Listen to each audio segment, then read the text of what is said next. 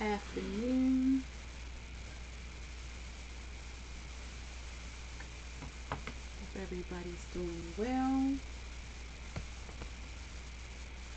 Make sure I'm down.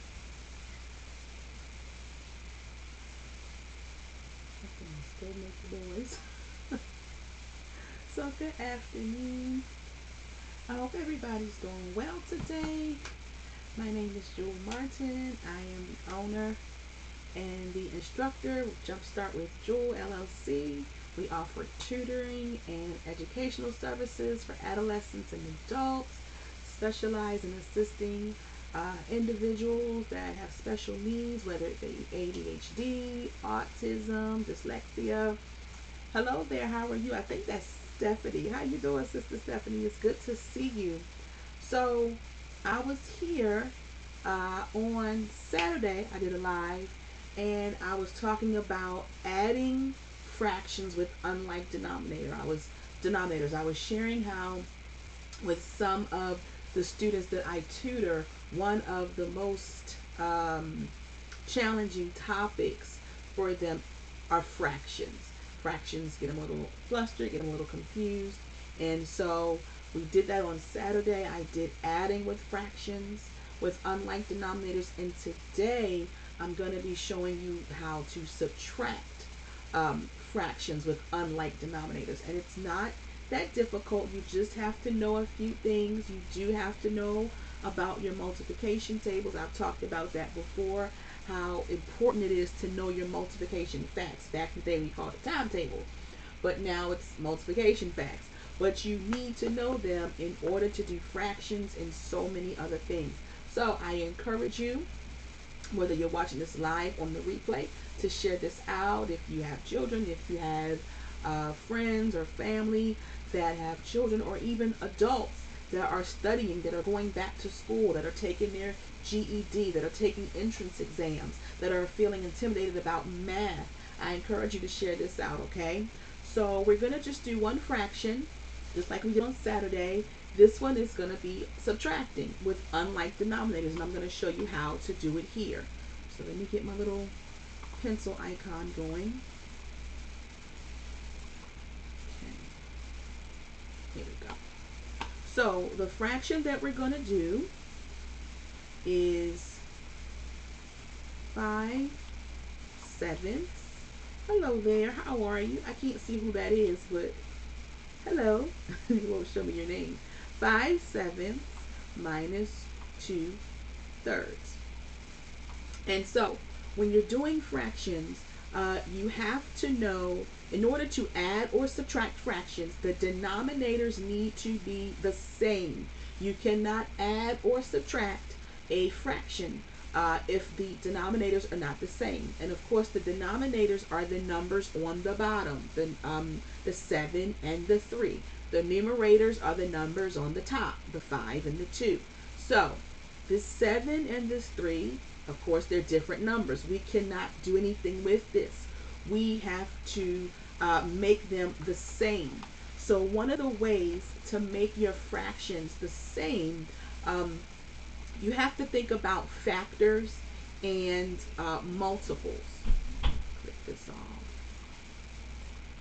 So when we talk about factors, factors are the numbers that you multiply to get the product. So when you're doing multiplication, you'll hear about factors. Factors are the two numbers that you multiply to get the answer. You'll hear about the word product.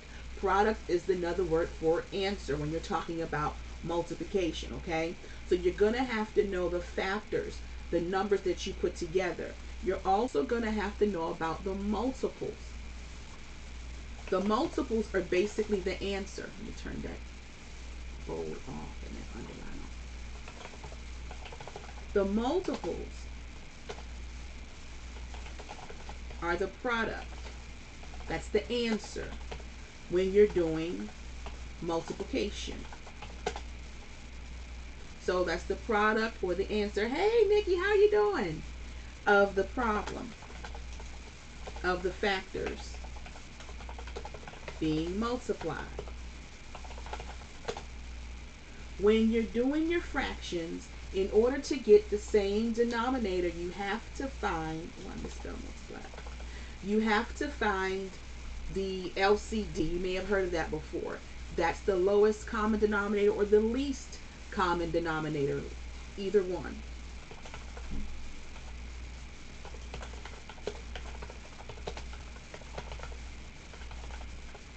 Oh, thank you for the heart. I appreciate it. So, this is the lowest number, the lowest common multiple of the denominators. So, when you're trying to figure out what the common denominator is, for instance, for this 7 and this 3, you must know the multiples. The multiples are the answers. And again, it's like when we used to call it back in the day when you're counting by 5s or counting by 7s. They call it now skip counting. So it's the answers. So for instance, the multiples, you have to find out what is the lowest common multiple of these numbers, the multiple they have in common, so that you can change the denominator to the same number, and then you can add or subtract. So when you're doing your multiples, the multiples of 7,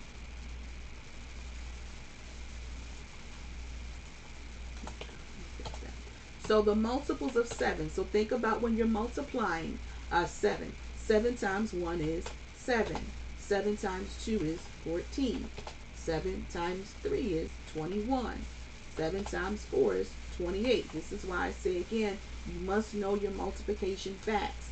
A lot of kids, some of the kids that I have tutored in the past, some of them weren't too thrilled about memorizing the multiplication facts, but back in the day when I was in school, you had to know them, and you still need to know them because it's a life skill. So 7. So right now we have multiples of 7. 7, 14, 21, and 28. That's just a few.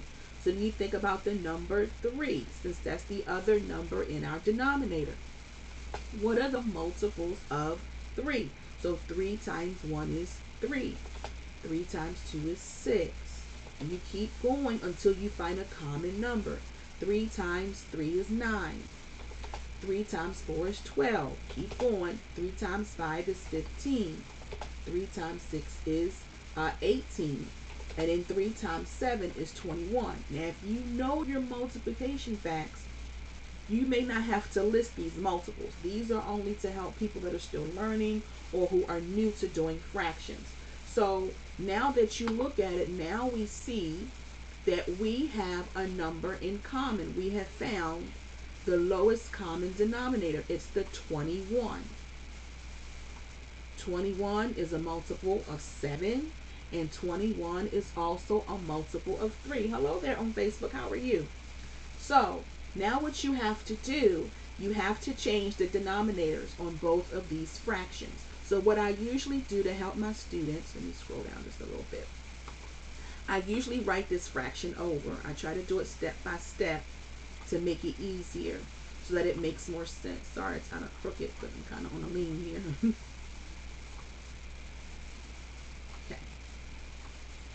So now we have to multiply each of these denominators by the number that's going to make them both 21, so that we can subtract these fractions from each other.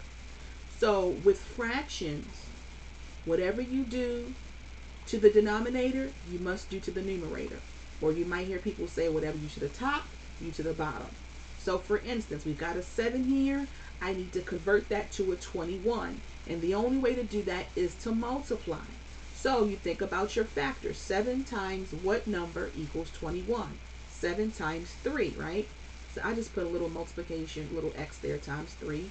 And then whatever I'm doing to the denominator, I must do to the numerator. So I have to do the same thing to the numerator. So I know that 7 times 3 is 21. And then 5 times 3 is 15. So this is going to be 15 Our new fraction, and this is going to be 21. Now I have to do the same thing to the 2/3. So whatever I do, remember, to the denominator, I do to the numerator, and vice versa. What number must I multiply this 3 by to turn it into 21? It has to be 7. So 3 times 7, and then if I'm multiplying the 3 times 7, I've got to come up here and multiply the 2 by 7 as well. So now I get to write this down again as the new fraction. 2 times 7 is 14. And then 3 times 7 is 21. And now I get to subtract my fractions. 15 minus 14 is just 1. And then the denominator is still going to be the same thing. It's still going to be 21. And that is your answer. 1/21. So that is a great example if you're just starting with fractions, or again, like I said, if you're returning to school. This can be whether this is helpful for either children, adolescents, or adults that are going back to school, that are getting their GED or entering the military, or different things, different exams that you have to take. So that's a simple example of how to subtract with fractions. So I will be back tomorrow. I thank you for watching. I thank you for sharing this out. I'll be back tomorrow and we'll do some more practice with fractions. Have a wonderful day and thanks for watching. See you, Nikki. Thanks so much for watching. Have a good day. Bye-bye.